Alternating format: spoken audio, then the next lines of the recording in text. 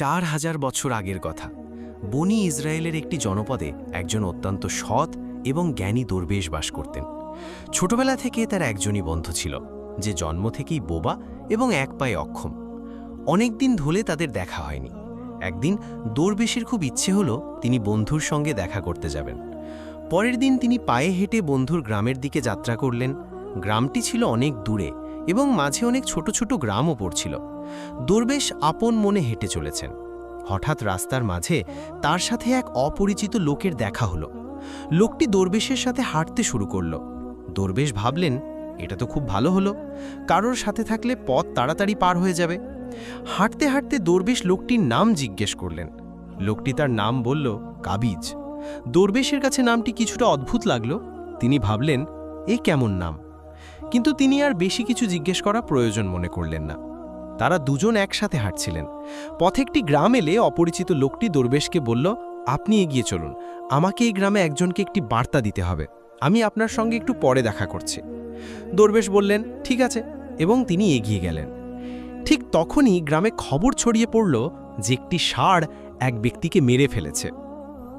লোকটি মারা যাওয়ার কিছুক্ষণ পরেই সেই অপরিচিত লোকটি আবার দরবেশের সঙ্গে এসে যোগ দিল। এরপর তারা হাঁটতে হাঁটতে আরেকটি গ্রামের বাইরে পৌঁছলেন। সেখানে একটি ছোট কাফেলা তৈরি হয়েছিল। সেখানে থাকার ব্যবস্থাও বেশ ভালো লাগছিল। দরবেশের বন্ধুর গ্রাম তখনও সেখান থেকে অনেক দূরে ছিল এবং সন্ধ্যাও হয়ে আসছিল। দরবেশ অপরিচিত লোকটিকে বললেন, রাত হচ্ছে, সারাদিন হাঁটাহাঁটি করে খুব ক্লান্তি এসেছে আর খিদেও পেয়েছে, তাই আমরা এখানেই খাওয়া দাওয়া করে বিশ্রাম নিই, সকালে আরাম করে আবার যাত্রা শুরু করব। অপরিচিত লোকটি বলল, ঠিক আছে, এই গ্রামে একজনকে কিছু জরুরি জিনিস দিতে হবে, আপনি খেয়ে নিন আর বিশ্রাম করুন, আমি পরে এসে খাব। এই বলে সে সেখান থেকে চলে গেল। তার যাওয়ার কিছুক্ষণ পর ওই গ্রামে ধোঁয়া উঠতে দেখা গেল এবং দেখতে দেখতে পুরো গ্রামটিতে আগুন লেগে গেল।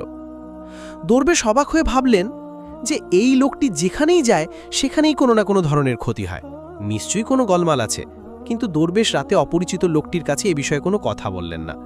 সকালে তারা দুজনেই আবার তাদের গন্তব্যের দিকে চলতে লাগলেন। কিছুটা দূরে গিয়ে আরও একটি গ্রাম এলো। অপরিচিত লোকটি আবার দরবেশকে বলল, আপনি এগিয়ে চলুন, এই গ্রামেও আমার কিছু জরুরি কাজ আছে, কাজ শেষ করে আমি আপনার সাথে দেখা করব। এই বলে অপরিচিত লোকটি চলে যেতে লাগলো।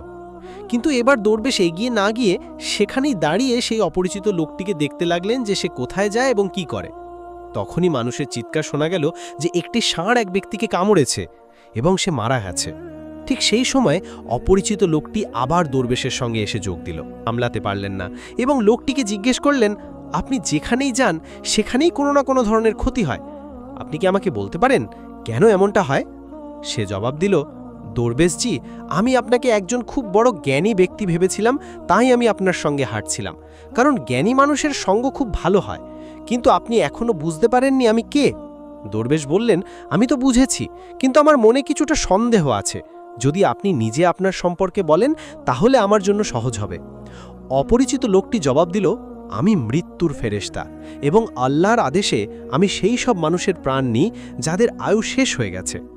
দরবেশের মনে আগে থেকেই সন্দেহ ছিল, তবুও মৃত্যুর ফেরেশতার মুখ থেকে এই কথা শুনে তিনি ভয় পেয়ে গেলেন। তবুও সাহস করে জিজ্ঞেস করলেন, যদি সত্যি আপনি মৃত্যুর ফেরেশতা হন তাহলে বলুন, পরের মৃত্যু কার?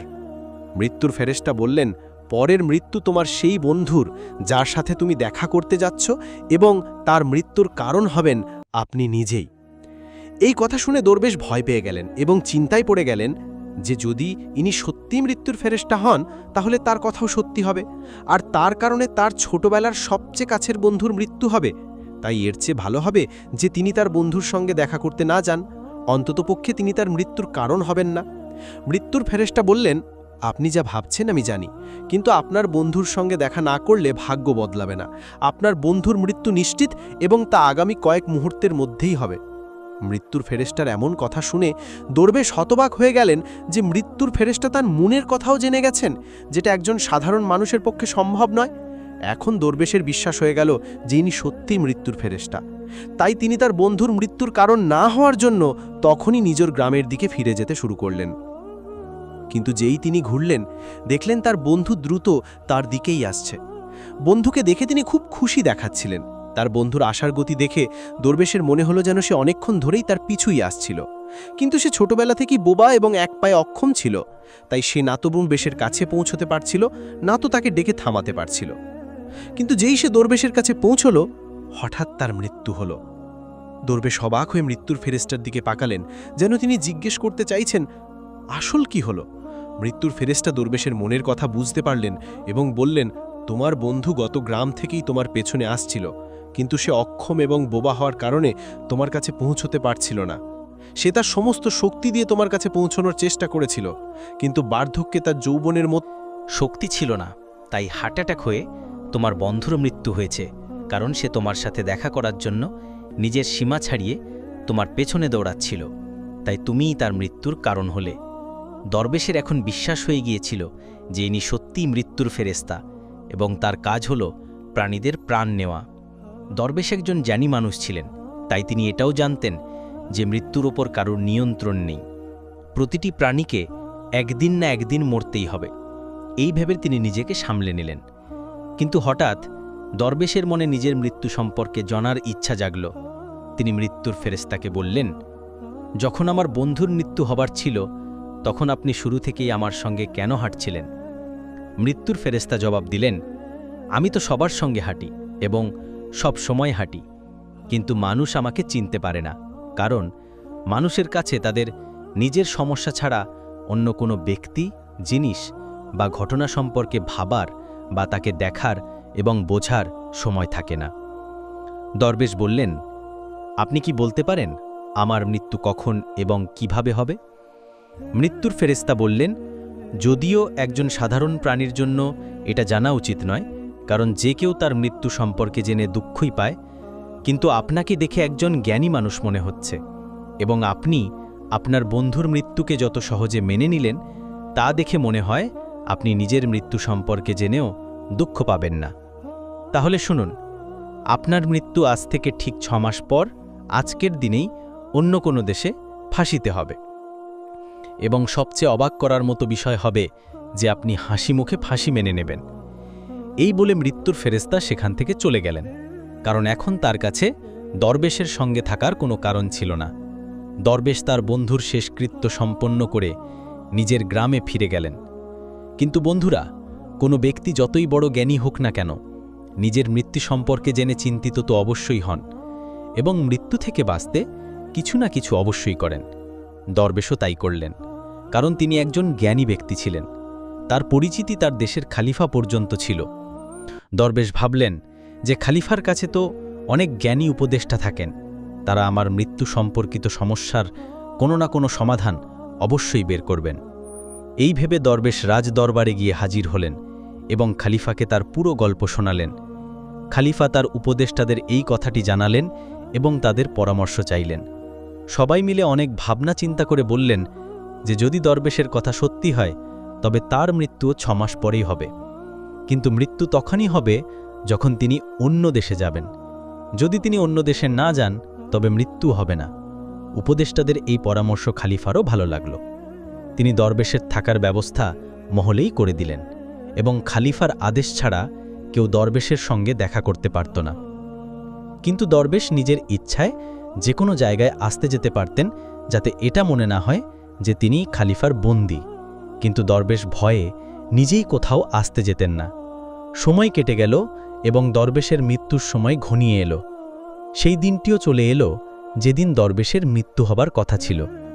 সেই দিন দরবেশ ভয়ে তাড়াতাড়ি ঘুমিয়ে পড়লেন, যাতে রাত তাড়াতাড়ি কেটে যায় আর পরের দিন এসে যায় আর এইভাবে মৃত্যু ঠেকানো যায়।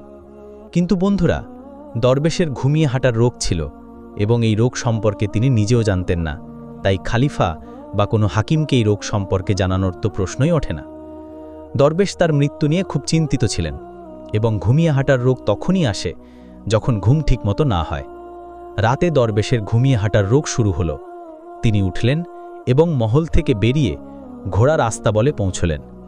দরবেশ খালিফার একজন বিশেষ অতিথি ছিলেন, তাই কোনো চৌকিদার তাকে থামালো না এবং কোনো জিজ্ঞাসাবাদও করল না। ঘোড়ার আস্তাবলে পৌঁছে তিনি সবচেয়ে দ্রুতগামী ঘোড়ার উপর চড়লেন এবং ঘুমন্ত অবস্থাতেই নিজের দেশের সীমানা পেরিয়ে প্রতিবেশী দেশে চলে গেলেন। শুধু তাই নয়, তিনি প্রতিবেশী দেশের খলিফার মহলে পৌঁছলেন। সেখানকার চৌকিদাররাও তাকে থামালো না এবং কোনো জিজ্ঞাসাবাদও করল না, কারণ রাতের শেষ প্রহর হওয়ায় সবাই ঘুমাচ্ছিল। দরবেশ সোজা কোষাগার ঘরে পৌঁছলেন এবং সেখানে গিয়ে শুয়ে পড়লেন। সকালে কোষাগারের রক্ষক দরবেশকে কোষাগার ঘরে ঘুমন্ত অবস্থায় দেখতে পেলেন। এতে খলিফা খুব রেগে গেলেন এবং তিনি দরবেশকে গ্রেপ্তার করার আদেশ দিলেন। খলিফা দরবেশকে রাজদরবারে হাজির করার আদেশ দিলেন। যখন দরবেশকে দরবারে আনা হলো, খলিফা তাকে দেখেই রাগে ফাঁসি সাজা শুনিয়ে দিলেন এবং বলতে লাগলেন যে যদি তুমি চুরি করতে সফল হতে তাহলে আমাদের ছোট রাজ্যের মানুষরা না খেয়ে মারা যেত, তাই হাত কাটার পরিবর্তে ফাঁসির সাজা দেওয়া হচ্ছে, যাতে ভবিষ্যতে কেউ এমন কাজ করার আগে হাজারবার ভাবে। ফাঁসির সাজা শুনে দরবেশ কেঁপে উঠলেন। তবুও কিছুটা সাহস করে তিনি খলিফাকে বললেন, জনাবে আলী, আমি জানি না যে আমি কিভাবে আপনার মহলে পৌঁছলাম, আমি এটাও জানি না যে আমি কিভাবে আপনার কোষাগার ঘরে এলাম। আমি কোনো চোর নই, কোনো চৌকিদার আমাকে কেন থামালো না, কিন্তু আমি এতটুকু জানি যে আজ আমার মৃত্যু হওয়ার কথা ছিল এবং এখন হচ্ছে। খলিফার কাছে এই কথাটি কিছুটা অদ্ভুত লাগল। তিনি জিজ্ঞাসা করলেন, তুমি কিভাবে জানলে যে আজ তোমার মৃত্যু হবার কথা ছিল? তুমি কি বলতে চাইছ? দরবেশ গত 6 মাসের পুরো গল্প শোনালেন এবং বললেন যে হুজুর, আমার বা কোনো সাধারণ মানুষের এত সাহস নেই যে সে খলিফার দরবারে এবং খলিফার উপস্থিতিতে চুরি করতে পারে। খলিফার কাছে দরবেশের কথায় কিছুটা সত্যতা দেখা গেল, কিন্তু তিনি ভাবলেন যে হয়তো এটা তিনি নিজের মৃত্যু থেকে বাঁচতে মৃত্যুর ফেরেশতা এবং নিজের মৃত্যুর ভবিষ্যৎবাণীর অজুহাত দেখাচ্ছেন। খলিফা বললেন যে যদি তোমার এই কথা সত্যি হয় এবং আজ তোমার মৃত্যুর দিন হয় যেমনটা মৃত্যুর ফেরেশতা বলেছিল, তাহলে আমি তোমার মৃত্যুর কারণ হব না, কিন্তু যদি এই কথা মিথ্যে হয় তাহলে আজ অবশ্যই তোমার মৃত্যুর দিন হবে। তিনি তখনই সিপাহীদের হাতে একটি চিঠি প্রতিবেশী দেশের খলিফার কাছে পাঠালেন এবং দরবেশের কথার সত্যতার প্রমাণ চাইলেন। সন্ধে পর্যন্ত সিপাহীরা ফিরে এলো এবং জানালো যে দরবেশ যা বলছেন তা সম্পূর্ণ সত্যি। প্রতিবেশী দেশের খলিফা দরবেশের থাকার সম্পূর্ণ ব্যবস্থা তার মহলেই করেছিলেন। গত 6 মাস ধরে দরবেশ তার অতিথি ছিলেন। গতকাল খলিফা শেষবারের মতো দরবেশের সঙ্গে আরামের ঘরে দেখা করেছিলেন এবং এরপরে তিনি এই দেশে কিভাবে পৌঁছলেন তার কোনো খবর নেই। তাই এই দেশের খলিফার মতে দরবেশকে ফাঁসি দেওয়া উচিত নয়। এখন খলিফার সামনে একটি নতুন সমস্যা সৃষ্টি হল। তিনি কোনো তদন্ত ছাড়াই দরবেশকে ফাঁসির সাজা শুনিয়ে দিয়েছিলেন। যদি দরবেশকে ফাঁসি না দেওয়া হয় তাহলে খলিফার কথার অপমান হয়, এবং যদি সাজা কার্যকর করা হয় তাহলে দরবেশের নির্দোষ মৃত্যু হবে। খলিফা তার উপদেষ্টাদের কাছে এই বিষয়ে পরামর্শ চাইলেন। উপদেষ্টারা বললেন, হুজুর, দরবেশকে কাঁচা সুতো দিয়ে ফাঁসি দিন। এইভাবে আপনার দেওয়া আদেশের সম্মানও রক্ষা হবে এবং কাঁচা সুতো দরবেশকে ফাঁসি দেবে না, তার জীবন বেঁচে যাবে। খলিফার এই পরামর্শটি ভালো লাগল। তিনি আদেশ দিলেন যে দরবেশের জন্য কাঁচা সুতোর ফাঁস তৈরি করা হোক। দরবেশকে ফাঁসি দেওয়ার প্রস্তুতি শুরু হল। সবাই খুশি হয়ে দেখছিলেন যে না তো দরবেশ মরবেন আর না তো খলিফার প্রতিশ্রুতি মিথ্যা হবে। দরবেশেরও বিশ্বাস ছিল যে কাঁচা সুতোয় তার মৃত্যু হতে পারে না, তাই তিনি হাসি মুখে ফাঁসির মঞ্চে চড়তে রাজি ছিলেন, যেমনটা মৃত্যুর ফেরেশতা বলেছিলেন। কিন্তু যেই দরবেশকে ফাঁসি দেওয়া হলো, কাঁচা সুতোটি ছিঁড়ে গেল। কিন্তু ছিঁড়ে যাওয়ার আগে সে তার কাজ করে দিয়েছিল। দরবেশের গলার হগ কাঁচা সুতোয় কেটে গিয়েছিল। দরবেশ মাটিতে পড়লেন এবং ছটপট করতে লাগলেন। প্রতিটি শ্বাসের সাথে তার গলা থেকে রক্তের ফোয়ারা বের হচ্ছিল। দেখতে দেখতে দরবেশের শরীর পুরোপুরি নিশ্চল হয়ে গেল। সবাই অবাক ছিল যে এত দুর্বল একটি সুতো কিভাবে কারোর মৃত্যুর কারণ হতে পারে। কিন্তু ঘটনাটি ঘটে গেছে। ভাগ্য তার কাজ করে দিয়েছে। যা হওয়ার থাকে তা হয়েই থাকে। বন্ধুরা, এই গল্প থেকে আমরা এই শিক্ষা পাই যে আমরা যতই সতর্কতা অবলম্বন করি না কেন, যতই চেষ্টা করি না কেন, আমরা কখনো কোনো অবস্থাতেই ভাগ্যের লেখাকে মুছে দিতে পারি না। প্রতিটি ঘটনা এবং তার পুরো ধারাবাহিকতা আগে থেকেই নির্ধারিত থাকে। আমরা তাকে একটু এদিক ওদিক করতে পারি না। এই কারণেই ঈশ্বর আমাদের ভবিষ্যৎ জানার শক্তি দেননি, যাতে আমরা আমাদের জীবনকে আরও ভালোভাবে যাপন করতে পারি। এই কথাটি দরবেশের ক্ষেত্রেও সত্যি হয়। যদি দরবেশ মৃত্যুর ফেরেশতার কাছে নিজের মৃত্যুর সম্পর্কে না জিজ্ঞেস করতেন, তাহলে তিনি 6 মাস পর্যন্ত খলিফার মহলে ভয়ে ভয়ে বাঁচার পরিবর্তে আরও ভালোভাবে জীবন কাটাতে পারতেন। শুধুমাত্র একটি জিনিস ভাগ্যকে বদলানোর শক্তি রাখে, আর তা হলো দোয়া। বলা হয় যে দোয়া যদি আন্তরিকতা এবং সত্যিকারের মন থেকে চাওয়া হয়, তবে ঈশ্বর ভাগ্যকেও বদলাতে পারেন। তাই আমাদের উচিত আল্লাহর কাছে সবসময় ভালো ভাগ্য এবং ভালো ভবিষ্যতের জন্য দোয়া করা। এই গল্পটি অনেক পুরনো এবং আমরা এটিকে আমাদের নিজের ভাষায় অনুবাদ করেছি। এই গল্পটি সেই সময়ের যখন মানুষ মৃত্যুর ফেরেশতাকে দেখতে পারত। এখন এই গল্পের মধ্যে কতটা সত্যতা আছে তা শুধু ঈশ্বরই জানেন। আপনার এই গল্পটি কেমন লাগলো এ সম্পর্কে আপনার মূল্যবান মতামত কমেন্ট বক্সে অবশ্যই জানাবেন। যদি গল্পটি ভালো লেগে থাকে তাহলে চ্যানেলটি অবশ্যই সাবস্ক্রাইব করবেন, ভিডিওটি লাইক করবেন এবং শেয়ার করবেন। দেখা হবে আরেকটি নতুন এবং দারুণ ভিডিওর সাথে। ততক্ষণ পর্যন্ত খোদা হাফেজ।